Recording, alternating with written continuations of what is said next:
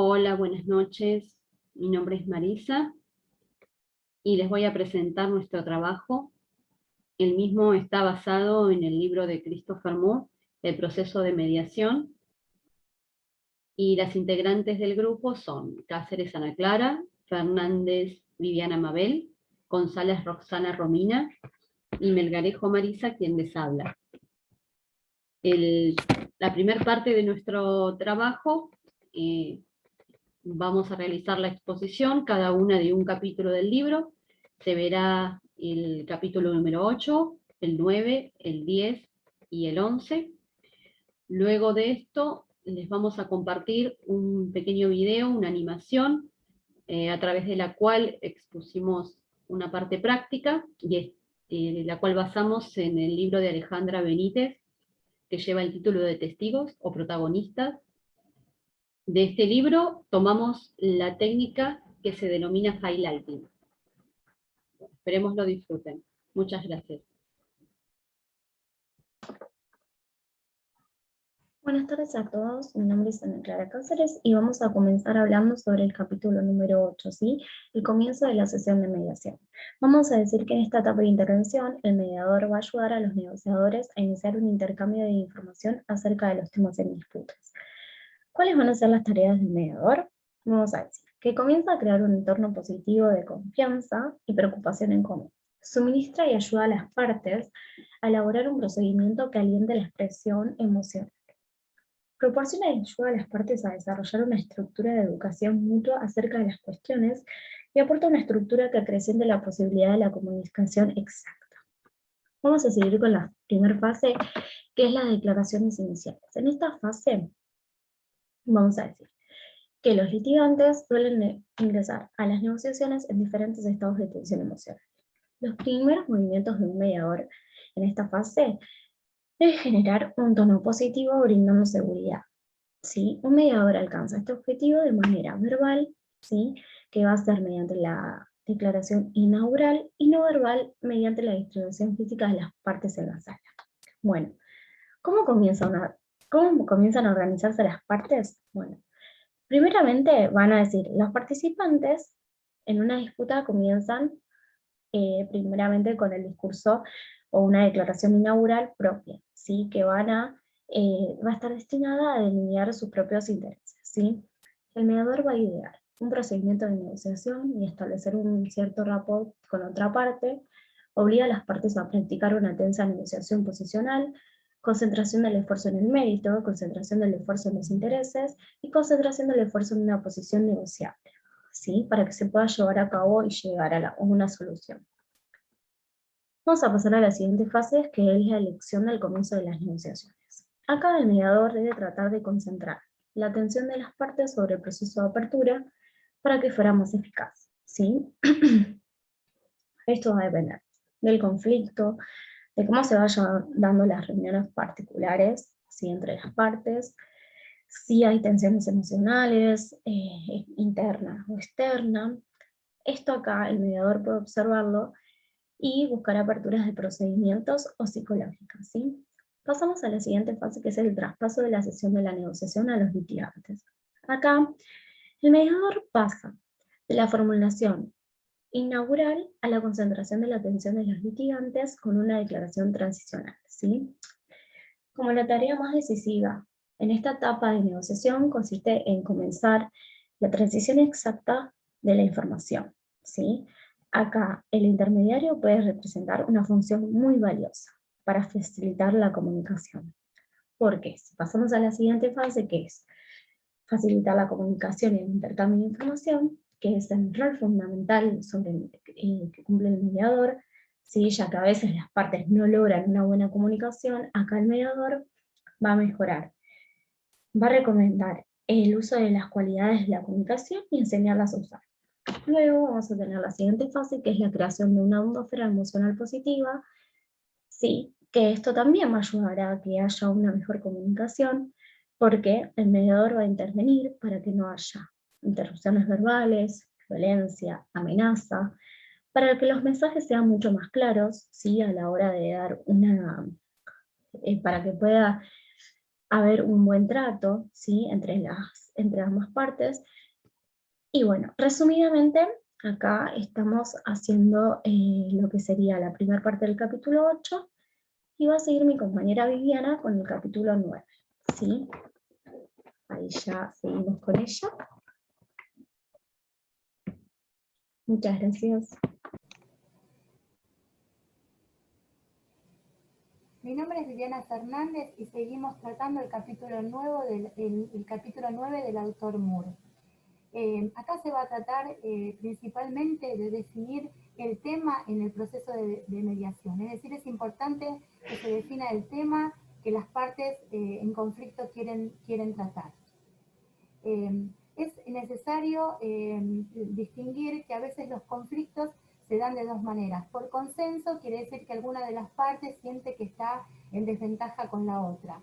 Y también hay conflictos que se resuelven por el tema de los valores, es decir, donde se trata temas de la culpa y la inocencia, lo que está bien, lo que está mal, las creencias. Es importante identificar siempre que en los procesos de mediación interviene la realidad subjetiva de las partes, es decir, siempre está basado en interpretaciones. Otra de las cuestiones importantes para tener en cuenta en los procesos de mediación es la reformulación de las cuestiones.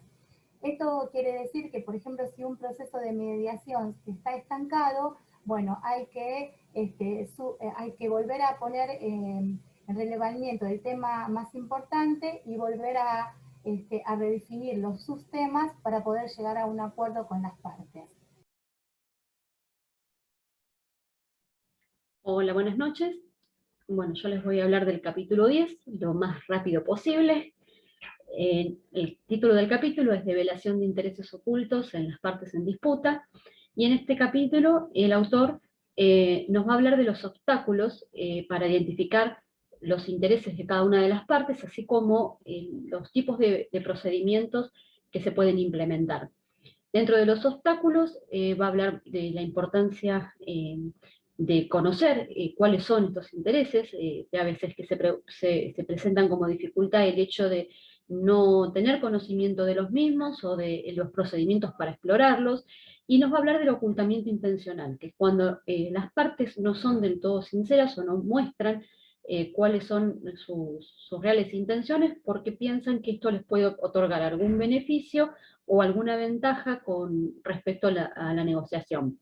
Los procedimientos pueden ser indirectos o directos, va a decir el autor que los procedimientos, tanto los directos como los indirectos, van a estar relacionados con las posturas o las posiciones y qué tan rígidas o inflexibles sean estas. Les voy a pasar la siguiente filmina, a ver lo más rápido que me deje. Y en esta filmina les voy hablando mientras, tiene que ver con de qué forma un mediador puede auxiliar o ayudar en una situación crítica. Va a decir que es muy importante el reconocimiento de las actitudes abiertas, que las partes, detectar cuando las partes puedan ser conscientes que tanto los intereses o necesidades de unos son importantes y válidas de la misma forma que las del otro, así como que estos intereses pueden ser canjeables y que hay más de una situación que puede ser aceptable. Se identifican estos intereses que pueden ser mutuamente excluyentes, mixtos o compatibles cuando hay necesidades análogas y otras que se excluyen. Un mediador siempre va a ayudar a poder generar una atmósfera mucho más conciliadora y a que se produzca un cambio en la situación.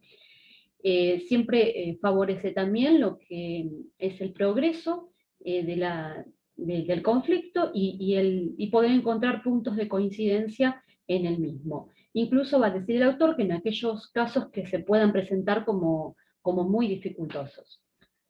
Bueno, les voy a pasar con mi compañera que les va a hablar del último capítulo, el capítulo número 11. Muchas gracias.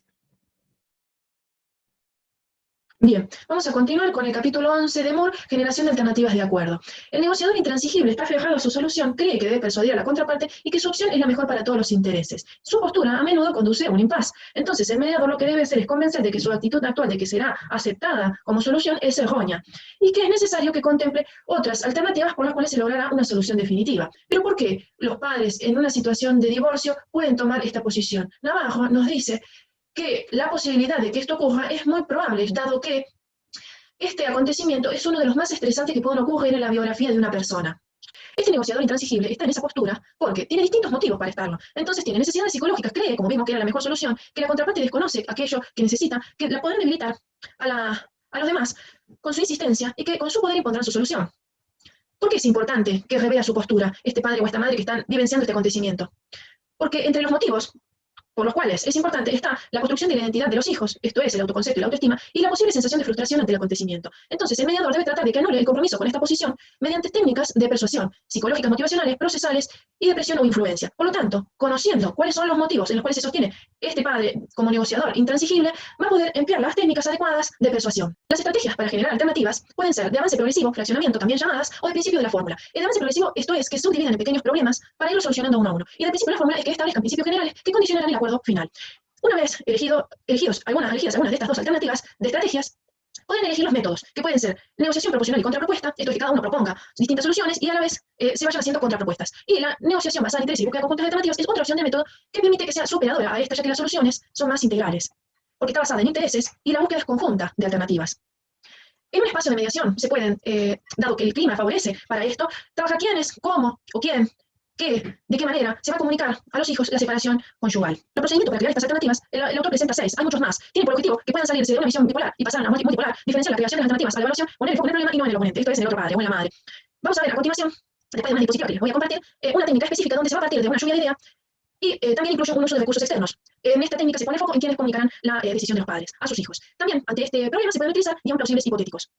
En una satisfacción de las necesidades del acuerdo para solucionar el conflicto implica variación de acuerdos, que va de los más débiles a los más sólidos. No siempre es posible que se obtenga un acuerdo sólido con estas características sustanciales, globales, permanentes, finitos, incondicionales y obligatorios. Entonces, el mediador lo que trata es que esté lo más cerca posible de este acuerdo, por lo cual no es lo ideal, es lo factible antes que no haya un acuerdo. Lo que es importante en esta temática a tratar en mediación familiar es que el acuerdo implique que se preserve la buena imagen de ambas figuras parentales. La parentalidad de ellos estará ajustada a partir de resoluciones judiciales que van a tener un espacio de comunicación ordinaria, neutral, y que van a estar atentos para actuar en consecuencia a aquellos cimientos que puedan surgir a partir de la comunicación de esta decisión.